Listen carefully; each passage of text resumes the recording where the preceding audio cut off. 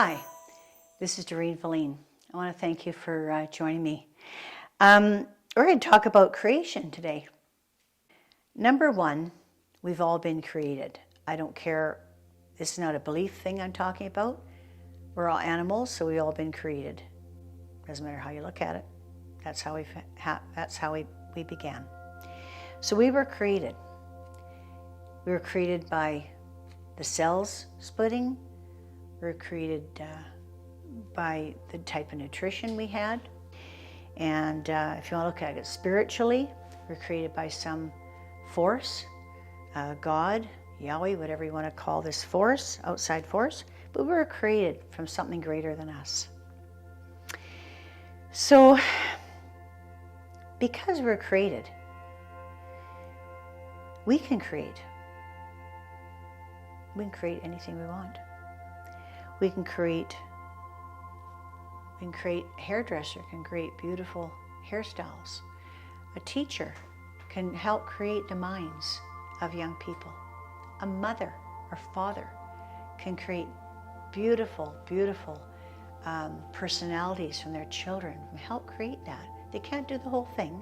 The child has its own mind, of course. But we can help create those things. We can help create the environment and the healthy environment for a child to grow in a healthy way. So we all have that ability to create. Now, in this creation, we have to realize we're all unique. There's only one of us. If you look at all the things in this world and all the people in this world, the billions and billions and billions of them, I don't know how many there are, but there's billions, maybe trillions, I don't care. We're like a snowflake. There's only one of us. Your creation, the way those cells split for you, is going to be different than anybody else. You're never going to see, they say we have a double. We might have a double that looks a bit like us, but that's it. They're not going to have the same personality. Because we're a creation from flesh and we're a creation from environment. So even if you have a twin sister or a twin brother, which we had twins, they're totally different personalities, right? So, and they had the same environment. But kids in the family, if you talk to different siblings, we've all had different experiences, whether we've had the same mom and dad or not, right? Our experience is not the same as my sister. My sister felt like she was a scapegoat. I was spoiled, you know. So we all have our place and our own individuality. So I'm talking about uniqueness. In art, everything is unique. I can take a perfect picture and I can even trace it and it'll be different than what my picture that I copied. If I go online and get the simplest forms of art and try to duplicate it, I'm not going to be able to do it. My paints are different, my brushes are different, my type of paint is different, the brands in my paint are different. The way I hold my brush is different. I could be light-handed, I could be heavy-handed. We all have different ways of painting. We all are unique. So how can we compare each other? How the heck can you say, oh, mine's not as good as hers?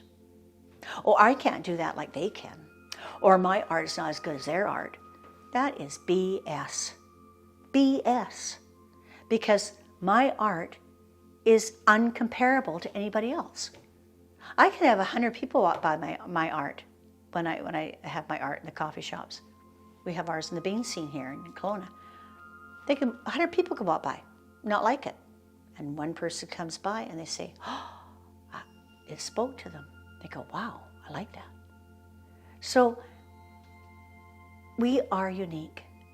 You can't compare yourself to any other artist. I don't care how many galleries you go to. I don't know how many shows or workshops or art shows or work lessons. I don't care how many you go to. You are your own person. I am my own person. Nobody's going to paint like me. Nobody's going to think like me. Exactly like me. So I'm going to give you an example of that. Go on to Google. Go to free images. And go to an image that you like, that brings you joy. For me, if I have to think of a simple image, I think of lilacs because I love lilacs, love the smell of lilacs. My parents had lots of lilac trees. We got married in May, and my parents couldn't afford fancy flowers, so we had lilacs. I have lilac trees in my yard now, and I just love them. So I'm going to go to Google. I go and search lilac images free. A whole bunch will come up, a whole page.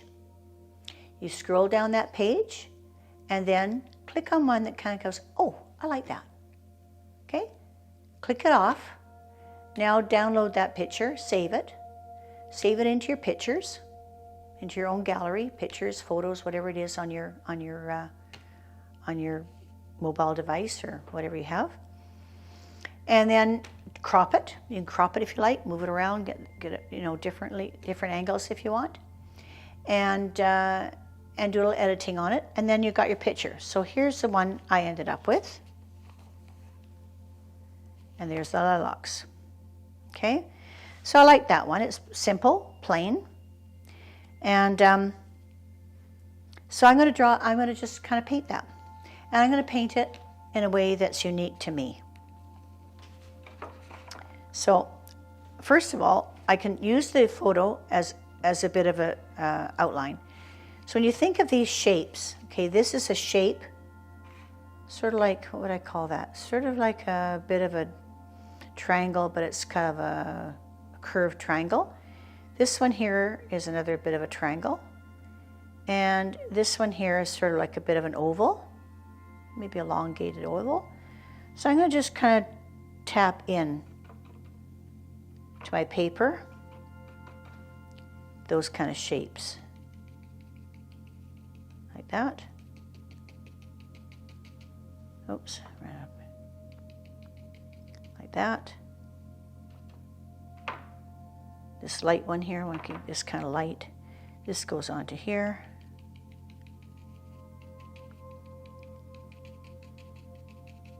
Into that. And then another light one down here. Just a little tiny one there. Okay? So now I'm looking at those flowers, and I can use. I would probably start with the darkest ones first because they're the most inside. I usually go inside first, do my darks, and then go from there to the lights. So I want to do my shadows. I'm going to do the inside one here, kind of inside ones.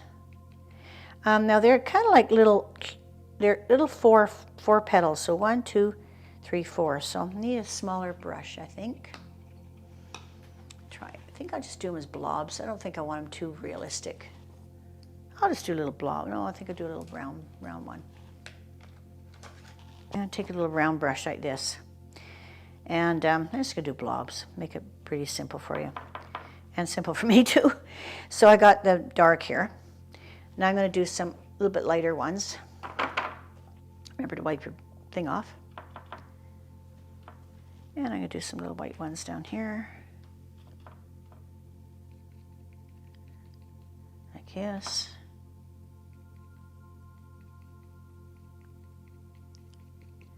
Go around that darkness, because that dark was your shadow. So you want to go around it, right? And you can't see anything through that except the green. So we'll do that. Might want to do a little bit of green. Maybe I'll do a little line of green in there before I get going too far in it.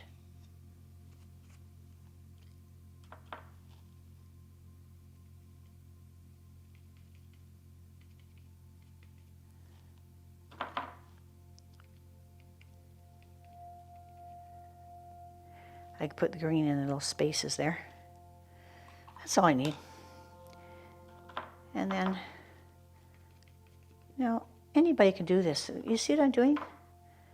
I'm doing little dots. You all can do this. And this is going to be your own unique style. That's so cool about all this.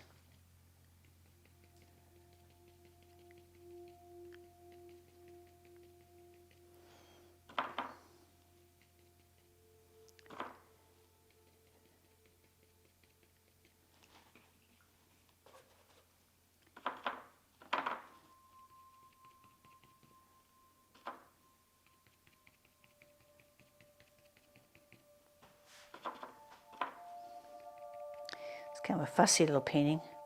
Maybe I'll just do a leaf for you because it takes a bit of time, and it's really the point I'm trying to get to you is that we're all individual. We're all going to have little individualities, and you'll never be able to copy me. So don't try.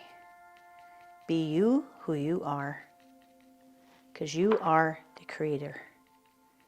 Everyone can create. We all can create.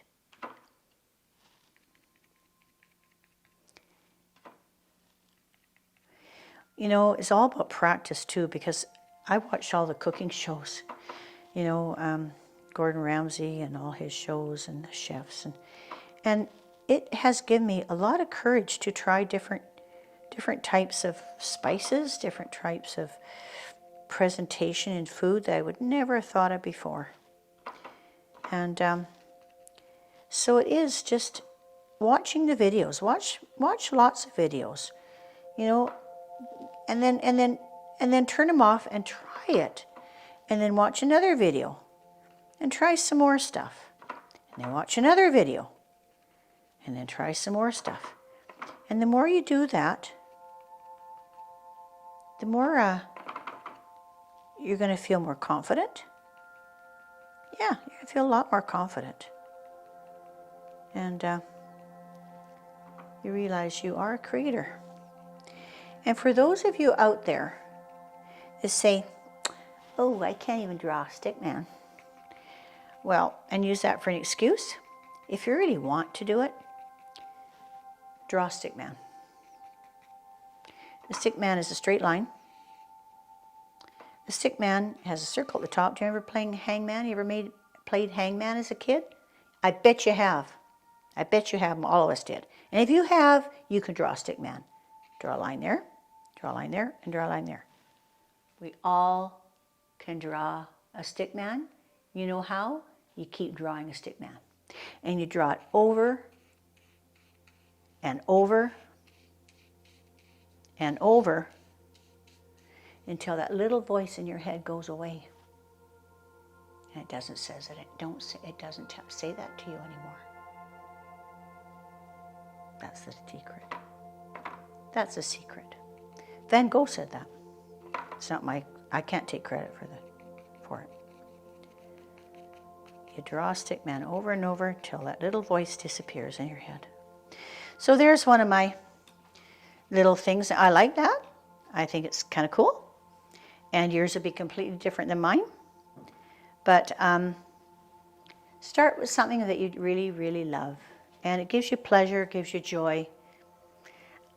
That's how I paint. I like to give myself joy. I'm not doing it for anybody else, really. I'm doing it for myself, to give myself pleasure. That's what art's about. Have a pleasant day with it. Enjoy yourself. You know, feel like the creator. Take over. And you are unique, and you are your own special person, and you are valuable. Nobody else is like you, and nobody else can paint like you or do art like you, so do it. Well, thank you for joining me today. This is Doreen Velin, and I hope that I've inspired you just a wee bit. Please converse with me. I really do appreciate that. And let's talk about stick man. I hope you've drawn some stick man. At least do that. Thanks.